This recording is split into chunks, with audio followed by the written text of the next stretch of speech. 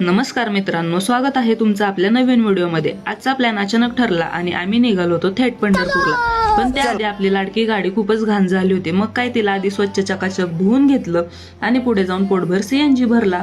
प्रवास म्हटल्यानंतर भूक तर लागणारच, पण यावेळी आम्ही काहीतरी वेगळं ट्राय केलं होतं। आपल्या लहानपणीची आठवण असलेल्या त्या पुंगळ्या घेतल्या, ज्या आपण लहानपणी 5ही बोटामध्ये अंगठी सारख्या घालायचो। आणि त्याच सोबत सगळ्यांचा लाडका असलेला बॉबी, ज्याला काही जण चक्र सुद्धा म्हणतात। हे सर्व खात असताना लहानपण नुसत्या चटरफटरने पोट कसं भरणार, म्हणून मग आम्ही माऊली हॉटेलला थांबलो आणि तिथल्या झणझणीत वडा सॅम्पल चापून पुन्हा सुसाट प्रवासाला सुरुवात केली। गावाकडे जायचं म्हटल्यानंतर एक्साइटमेंट तर शिगेला पोहोचलेली असते। गावात गेल्या गेल्या आम्ही मुख्य कामाला सुरुवात करणार होतो, ते म्हणजे वर्षभराचं काळं तिखट, ज्याला आपण येसूर म्हणतो। आणि त्यासाठी लागणारे मसाले खरेदी करण्यासाठी आम्ही थेट गेलो बाजारामध्ये। काळं तिखट बनवण्यासाठी लागणारं सर्व साहित्य घेऊन आम्ही घरी पोहोचलो।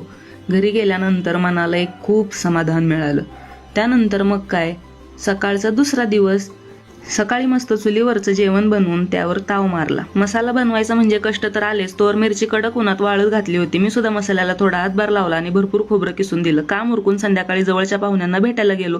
दिवसभर कडक ऊन होतं, पण रात्री मात्र निसर्गानं आपलं रूप बदललं।